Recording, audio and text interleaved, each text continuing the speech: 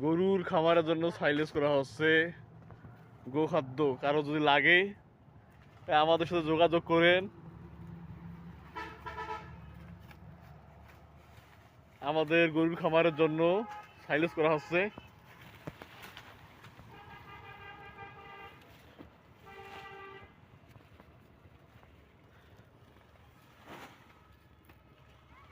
ভুট্টার গাছ কাটা হচ্ছে।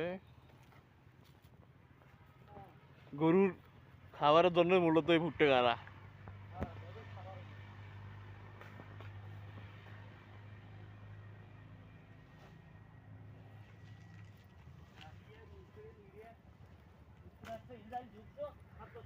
খাদ্য সংকট বিভিন্ন দেশে যুদ্ধের কারণে বাংলাদেশে খাদ্য হিসেবে আলোচনা গরুর।